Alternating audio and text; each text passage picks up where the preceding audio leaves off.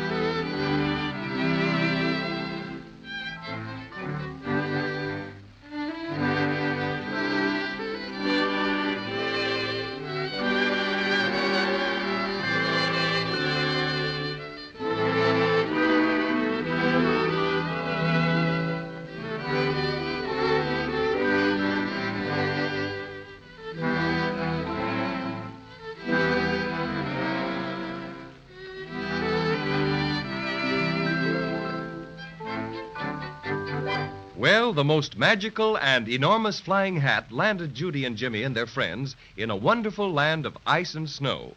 Just as Queen Melissa instructed them, they asked the first person they met where to find Nicky Frutal. He was a snowman and told them that Mr. Frutal could be found in a white palace. Up the steps they went and were met by Nicky Frutal, a little elf dressed all in white fur. Nicky invited them in and led them to a door which is just about to open on the gentleman who can tell them how to get their broken silver star fixed. And who do you think it is? Well, I'll let Judy tell you. Santa Claus. Willikers, you don't mean the real Santa Claus, do you, Mr. Frutal? Of course, Jimmy, and no one else. Honest Injun? Honest Injun. All right, here we go. Oh, my goodness. Gee Willikers. Welcome, my children. Come right in. I've been expecting you. Thanks, Santa. Don't mind if I do. Your invitation is most acceptable. Thank you. Come on, Judy and Jimmy. Now, don't be bashful. Go ahead. There's nothing to be frightened about. I guess maybe I'm silly, but it's kind of exciting to meet the really, truly Santa Claus. Yes. You see, we never thought we would, and... well, it's kind of like shaking hands with the president or something.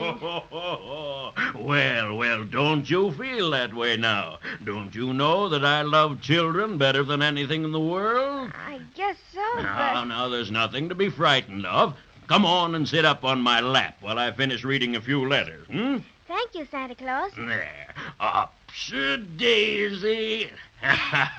Comfy? Oh, yes, thank you, Santa Claus. Now, Jimmy, suppose you sit on the arm of my big chair. How about it? Okay, Santa Claus. You know, this is quite a treat for me, Judy and Jimmy. The most I ever get to see of children is when they're sound asleep. Don't they ever see you? Oh, no. If they're awake, they can't see me at all. That's it. Judy and I wondered why we didn't see you that Christmas we stayed awake all night and watched. But our presents were there Christmas morning just the same. I remember that time. I fooled you youngsters, didn't I? Now, by the way, I got your letters this year, too. You did? Gee, that's swell. And I hope you'll be quite satisfied. Now, let's see about your silver star. Did Melissa tell you what happened to it? Oh, yes, indeed. I had quite a talk with her about it. Oh, it's too bad you had so much trouble. How did she talk to you, Santa Claus? By shortwave. Oh, I'm quite a fan, you know. Radio is my hobby when I have time to spare.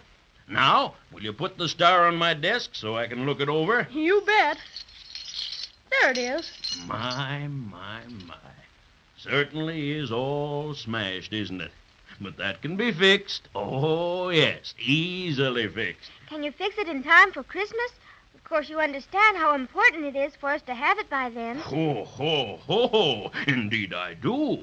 I'm not going to fix it myself. No, that's a little out of my line. But I will take you personally to a man who specializes in that sort of work. Oh, Nicky. Yes, Santa? Have my sleigh and reindeer ordered, will you please? And oh, yes, have a couple of fur suits sent up for Judy and Jimmy. It's pretty cold out. How about Crazy Quilt and me? What? Oh, you were so quiet, Patio Cinnamon, that I almost forgot about you. Well, you're pretty well fixed by nature for the cold country. But I don't know about the Crazy Quilt Dragon. Why not, Santa Claus? Well, you look as if you were just a bit the worse for wear. Let's see. A number of seams ripped and...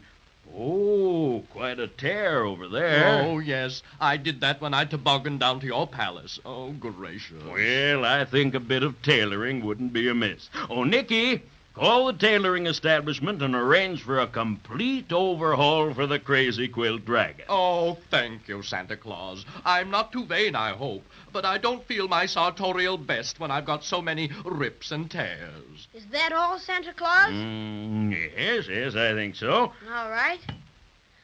Send up 2 fur suits to Santa Claus's office immediately. And, what size? He wants to know what size, Judy. I don't know. I guess about like yours. Size 9 3/4. 9 3/4, okay. Have the sleigh and reindeer out in front of the palace. Sleigh and reindeer, okay. And tell the tailor shop to expect one Crazy Quilt Dragon for a complete overhaul. Complete overhaul for Dragon, right. All right, now come along, Judy and Jimmy and Cinnamon Bear, and follow me. Nicky Fruitle will show you where to go, Crazy Quilt. Oh, thanks ever so much, Santa. Complete overhaul, eh? Not bad. This way, Crazy Quilt. Well, goodbye, all. When I see you next, I promise a complete revelation. Now, just a second while I button up my coat. There. Here are the fur suits, Santa. The service is extra good today. Oh, fine. Now, help yourself, children. You need any assistance with the fastenings? No, thank you. Gee willikers, we look almost like Cinnamon Bear. Well, all set? Oh, it's pretty chilly out. Well, we don't mind it now. I don't see the snowman. Well, I expect he's gone to lunch. Oh, look, Judy. Here come the reindeer. Oh, my goodness. Aren't they pretty? Gee, they're swell. Would you let me hold the reins a while, Santa? Oh, I'm afraid not, Jimmy. You know, these reindeer are funny. They won't obey anybody but me. You see, they're my own special private reindeer. And this is the sleigh in which I make my yearly visit to the world. All right, everybody.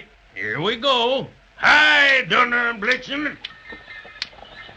My goodness. Can you get everything into this one sleigh, Santa? Well, not as much as I used to. I have to tie on a couple of trailers now. Oh, see that building over there? Sure. What is it? That's the candy factory. Oh, it's a good thing the candy pirates don't come up here. Oh, we take care of them all right. Now, over there is the doll factory, Judy, and that one back there is the mechanical factory. What are you making there, Santa? Oh, toy trucks, engines, bicycles, electric trains, all sorts of things.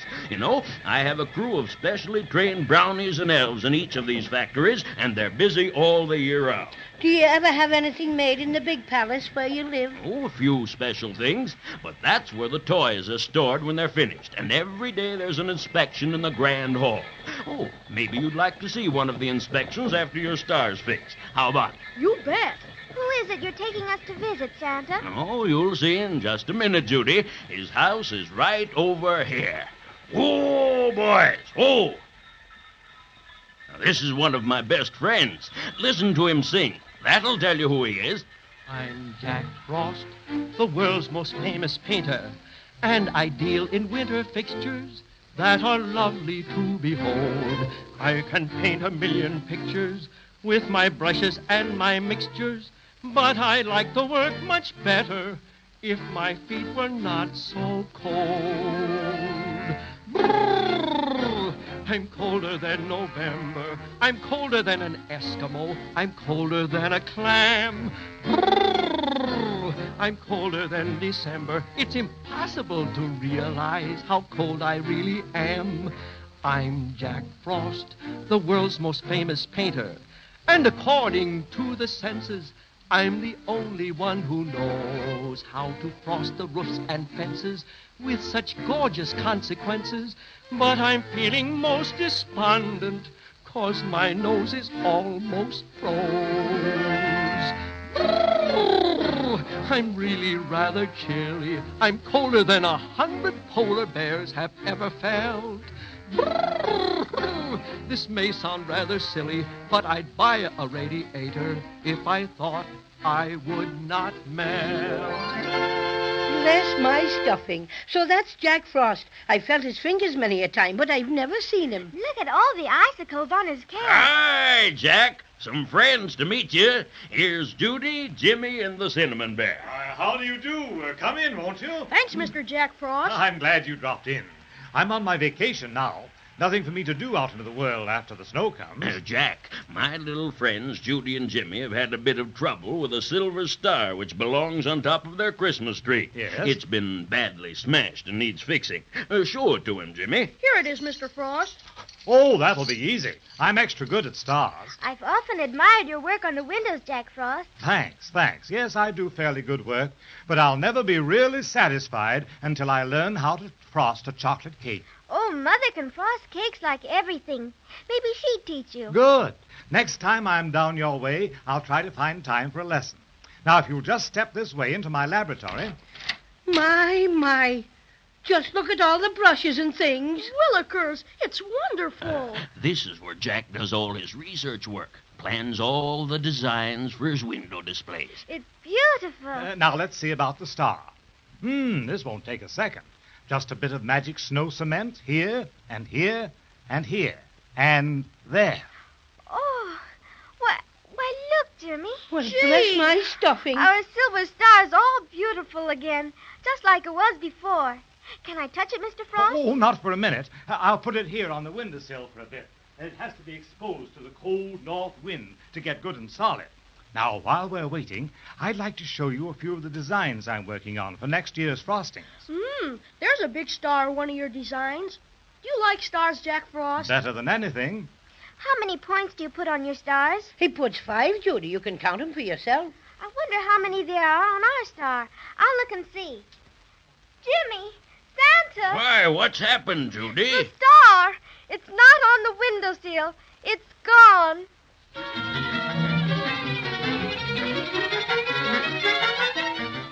Well, if it isn't one thing, it's two others. I was positive Judy and Jimmy had the star for keeps this time, but that's where I was mistaken. One thing is certain, however. If they don't get it mighty soon, it'll never be on top of their Christmas tree by December 25th. Let's be sure to listen next time and see what's happened.